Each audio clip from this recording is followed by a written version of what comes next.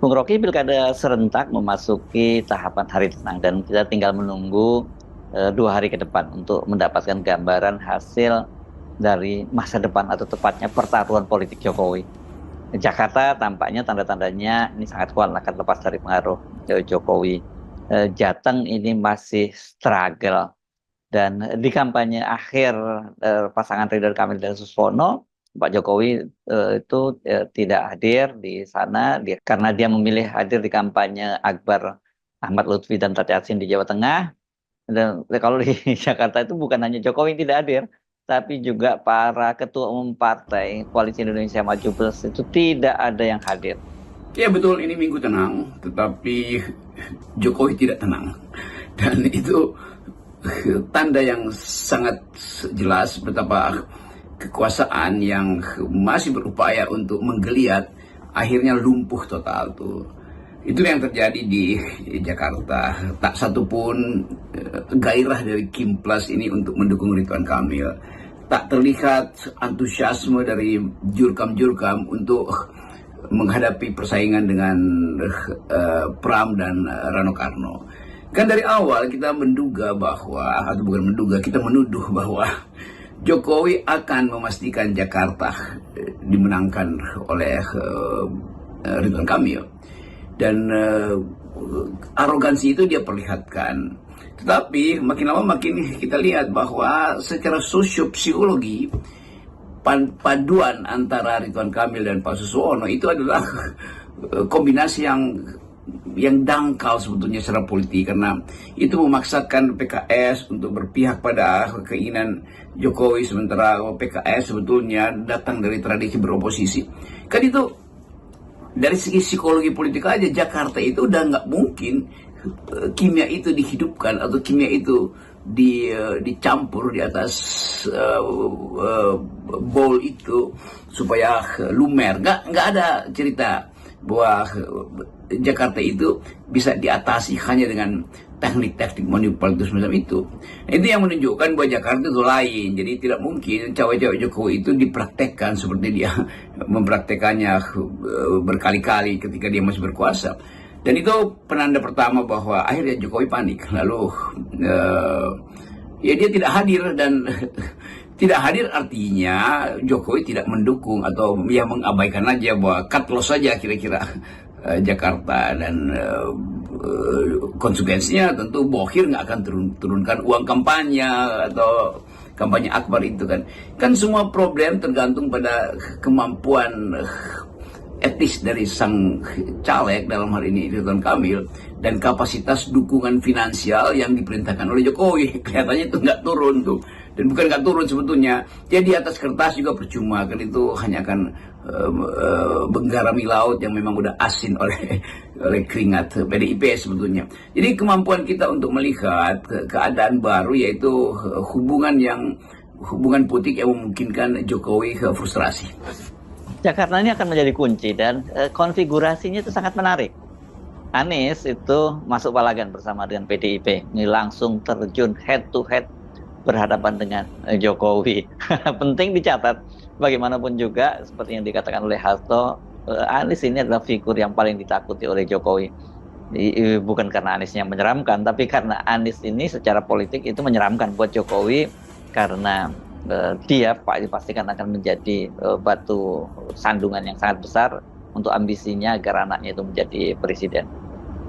Kalkulasi dari Kim Plus juga kira-kira sama tuh, menganggap bahwa ya ada hitungan-hitungan rasional yang membuat gairah pendukung-pendukung Kim Plus ini untuk melambungkan kembali nama Ridwan Kamil dan Suswono itu udah nggak ada tuh. Nah itu juga akibat dari dipaksakannya cawe-cawe Jokowi untuk hal yang tidak masuk akal. Dan kita masih tahu betapa Anies itu akhirnya masuk di dalam satu pletora baru, satu medan pertempuran baru, karena langsung mengambil posisi bersama dengan PDIP. Sementara PDIP secara sangat percaya diri hendak berkelahi dengan siapapun yang didukung oleh Pak Jokowi, kan itu kondisi psikologisnya begitu.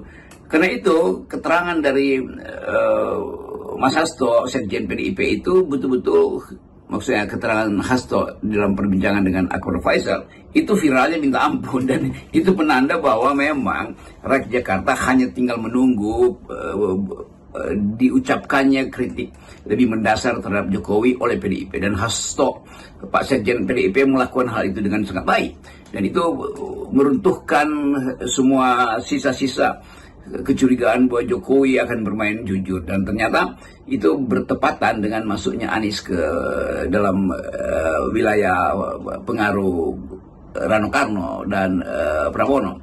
Jadi kita bisa lihat nanti 27 itu ya mungkin ya udah, itu udah pasti menang, tapi bahkan menangnya itu akan nembus 50% tuh, karena gairah itu tidak tertahankan. Di kemampuan kita untuk melihat Jakarta kembali dipimpin oleh PDIP, dan itu artinya sinyal bahwa Jokowi itu dibuat tak berdaya di Jakarta. Nah, kalau tak berdaya di Jakarta, kemana dia akan cari daya? Ya pasti balik ke Jawa Tengah. Karena itu Jokowi kemarin itu dia mungkin memilih Jawa Tengah, dan cut loss-nya membiarkan itu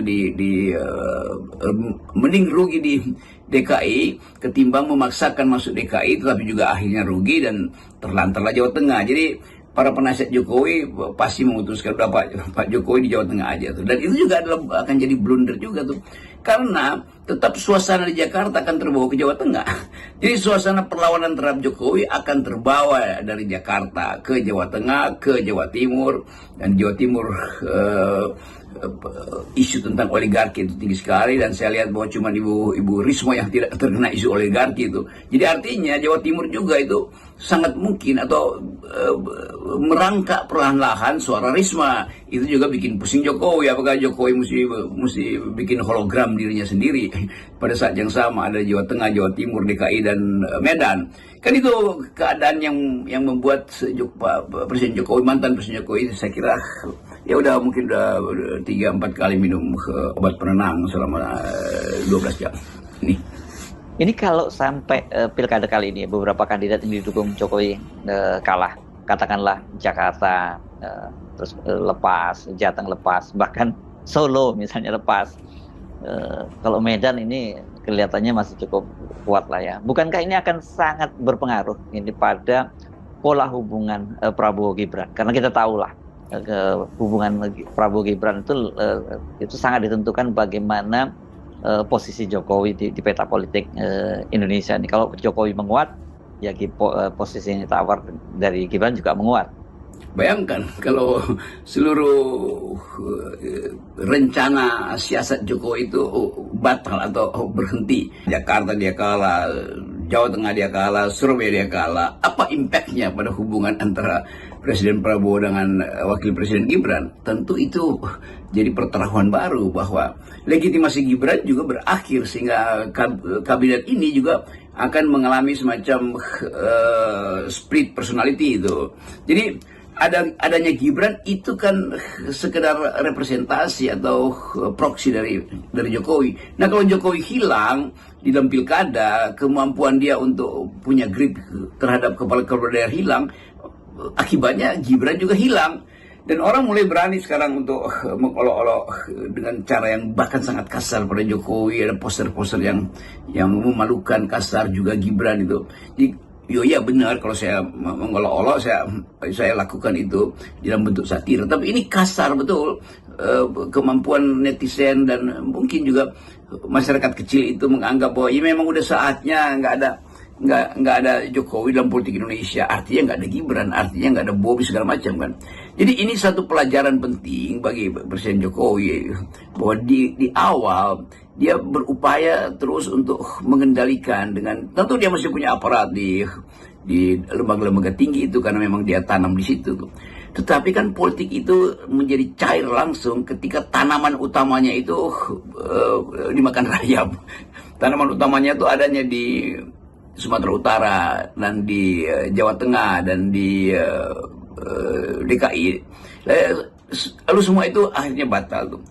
Nah, Konsekuensinya adalah legitimasi Prabowo dan Gibran itu melemah. Nah, satu cara adalah tentu Prabowo mesti cari cara untuk mengikat kembali kimia antara dia dengan Pak Jokowi. Tetapi tidak mungkin kimia itu justru tumbuh menjadi daya kohesinya menjadi kuat, justru akan melemah tuh. Karena kita tahu bahwa Pak Prabowo akan dipusingkan oleh kritik netizen, tekanan politik supaya Gibran, bahkan udah muncul petisi supaya Gibran itu di proses, peluang di impeach di DPR. Kan itu penanda bahwa legitimasi atau kimia di antara Pak Prabowo dengan Gibran ini pasti akan retak. Bukan karena Prabowo ingin itu retak, tetapi kondisi psikopolitik negeri ini, bangsa ini melihat dengan satu kacamata bahwa Jokowi dan Gibran itu tembus pandang dilihat oleh netizen sebagai satu persekongkolan untuk memastikan langkah ke 2029. Nah, kalau langkah ke 2029 sudah terhalang di Medan, terhalang di Jakarta, terhalang di Jawa Tengah dan Jawa Timur, maka langkah itu harusnya diamputasi aja dari sekarang kan, supaya tidak membebani mental politik Presiden Prabowo ke depan. Bagaimanapun manuver politik Jokowi, tapi saya pikir dengan melihat kondisi keuangan negara seperti sekarang ini mau tidak mau basis legitimasi Gibran akan makin merosot karena publik bahkan anggota kabinet itu pasti menyalahkan bapaknya Gibran, Jokowi, atas kekacauan perekonomian negara saat ini. Jadi kondisi mungkin 1-2 tahun ke depan itu akan sangat berbahaya tuh. Apalagi kalau kita tambahkan variabel APBN sebagai peralatan untuk mensejahterakan rakyat, peralatan untuk mengamankan posisi-posisi politik. Kan itu juga dengan mudah kita baca bahwa ya uangnya nggak ada itu, dan 3.000 triliun APBN kita, 2.000 sekian itu dipakai untuk desa, dipakai untuk bayar utang, dipakai untuk dibagi-bagi pada departemen. Mungkin sisanya tinggal 150 triliun itu dengan jumlah segitu ruang fiskal yang bisa disimpan untuk dana cadangan kalau ada bencana atau ada turbulensi politik global, turbulensi politik ekonomi, itu kan nggak cukup tuh.